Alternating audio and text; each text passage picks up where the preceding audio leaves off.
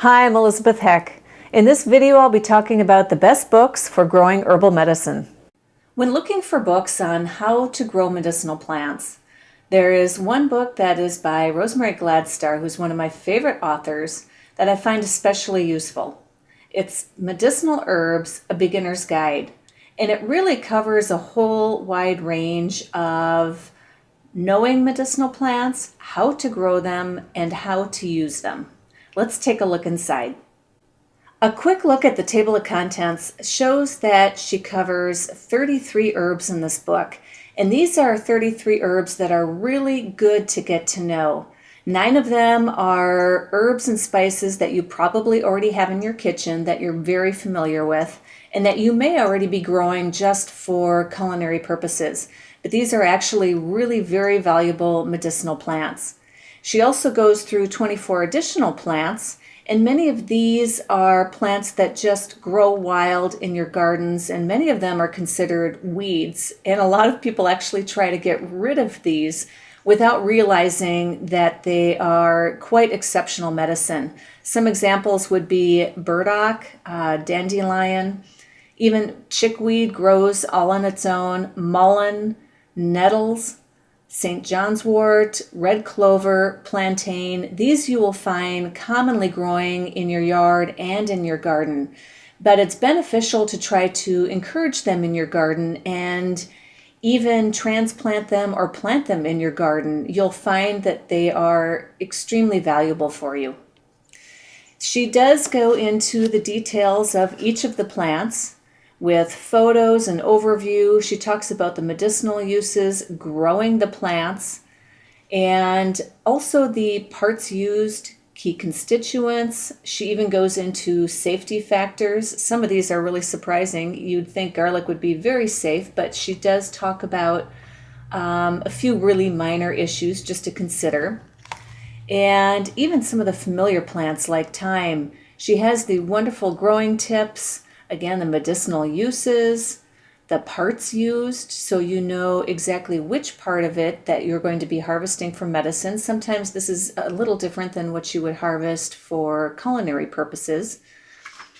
And then does a really good job of talking about some of the recipes and how to use these herbs. Here we have a thyme syrup, for example, and a thyme honey, and talks about the details of how to create these preparations for medicine. I find this a very good book for diving right into the plants that we really should get to know, especially as we are learning how to plant these medicinal plants in our gardens. This treasure of a book is by Tammi Hartung, who is a longtime herbalist with many years of experience growing medicinal plants. She has put together this valuable book on homegrown herbs, a complete guide to growing, using, and enjoying more than 100 herbs. This has been a fabulous resource for me. Let's take a look at what she offers in this book. Tammi covers just about everything in this book that you'll need to know about growing medicinal plants, and even all plants for that matter, but she really does focus on the medicinal herbs.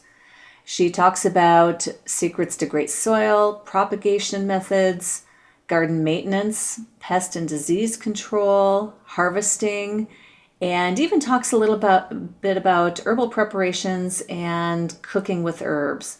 And then finally in chapter 10, she goes into the various personalities of all the different herbs. While this book is filled with beautiful photographs and lots of great information, it's some of these tables that I find most valuable. This one is plant characteristics and requirements. So this is very helpful when deciding which plants to include in your garden. It talks about the light requirements, height, spacing, bloom color, water requirements, soil preferences. This will be one of the first tables that you'll find most helpful when deciding what to plant. She also includes a table on habitat preferences, which is very useful once again for planting your garden.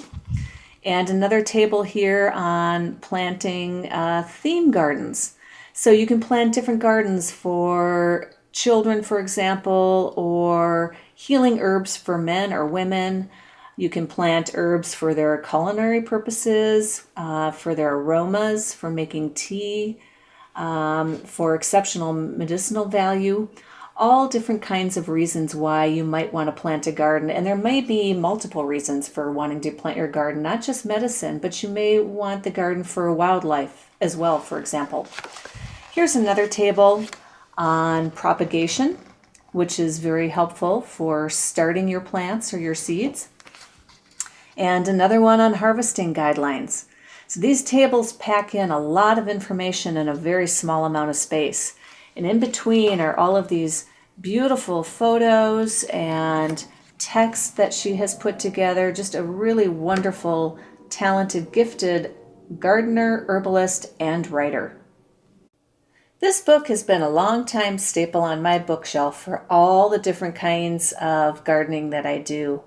It's the Organic Garden Book by Geoff Hamilton, and it goes through all of the different details of preparing the soil, working the garden, understanding compost, all those wonderful details, whether you're growing medicinal herbs or flowers or fruit or even vegetables. There are a lot of crossovers and a lot of similarities between growing all of these different kinds of plants, and they certainly can be all intermixed within the garden. Let's take a look at some of the valuable information included in this book. This table of contents is quite extensive and gives you a hint as to how much information is packed into this book. We have information on soil, soil improvement, fertilizers, organic pest and disease control, organic weed control, planning your garden, different kinds of gardens such as an ornamental garden, container garden, the herb garden. Wonderful information for organic gardening. And of course, if you are growing your own medicine, growing organically is extremely important. One of the best examples I can think of in this book is the details of soil. Look at this. Just even has photos of the different soils, goes into all the different details of what the soils look like, so you really have a full understanding of what you're working with. And soil is the foundation of growing any kind of plant and of growing medicinal plants. So you want to start there and understand your soil and work your soil before you even begin your garden. It will make all the difference as to the quality of the plants that you grow. So they really go into quite a bit of detail as to work that soil based on what kind of soil you have, what to add to it, what needs to be done to it, if anything, in order to create that beautiful garden that you're looking for. And the book continues with all different kinds of great detail into different kinds of compost bins, different kinds of soil conditioners, fertilizers, animals and pests. It goes into quite a bit of detail of different ways of controlling those organically. Again, we don't want to be putting chemicals or pesticides on our medicinal plants. It's not healthy for the environment and certainly not healthy for us. Even talks about organic weed control, and the details just go on and on and on. Here we have useful weeds. These are plants that most people would actually weed out of their garden, but they do talk about the fact that these are wonderful for all different kinds of reasons, either beneficial for the pollinators or they can actually be medicine or food. So it's good to know about some of these. This is a fun little book, and I'm glad it's part of my Growing Herbs library. In fact, it's called Growing Herbs, a superb visual index and practical guide to 60 specially selected herbs, and it's by Deni Bown. It's a cheery book, and it goes straight to the plants. So let's see what the inside looks like.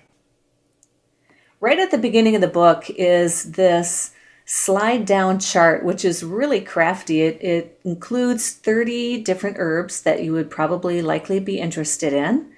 And as you slide the marker down to the herb that you're interested in finding out more information about, it tells you down here with these markers what the hardiness is, what the soil type is, the site, propagation, and maintenance of the plant. Very neat idea to find information very quickly about the plants that you're interested in. Inside the book, there is a page or two dedicated to each of the plants, and the book goes through 60 different herbs, so there's quite a bit of information here. And I love the photographs of the herbs so that you really know what it looks like when it's fully grown. This way it can help you plan the garden so you can see what it might visually look like when it's fully grown and how you might plant these herbs next to each other for the maximum amount of visual beauty in your garden. It goes through the details for each plant with an overview, the habitat, height, spread, remarks, and then other various information about the plant, how to identify it, how to care for it. There's a lot of information packed in here for each one of these plants. And again, it's the visual part of this book that I really find valuable for deciding what should be planted next to what other plant. Finally, no library on gardening with medicinal plants should be without a book on permaculture, and this one is one of my favorites. It's called Gaia's Garden, A Guide to Home-Scale Permaculture by Toby Hemenway. This book is all about the principles of permaculture and how to implement them. It shows you how to work in concert with nature to benefit ourselves, benefit the plants, the pollinators, the critters, and the entire ecosystem. In order to give you a sense of what this book is about, let me read a brief excerpt from the book. Though permaculture practitioners design with plants, animals, buildings, and organizations, they focus less on those objects themselves than on the careful design and relationships among them, interconnections that will create a healthy, sustainable whole. Interconnections are what turns a collection of unrelated parts into a functioning system, whether it's a community, a family, or an ecosystem. The aim of permaculture is to create ecologically sound, economically prosperous human communities. It is guided by a set of ethical principles: care for the earth, care for the people, and sharing the surplus. From these stem a set of design guidelines.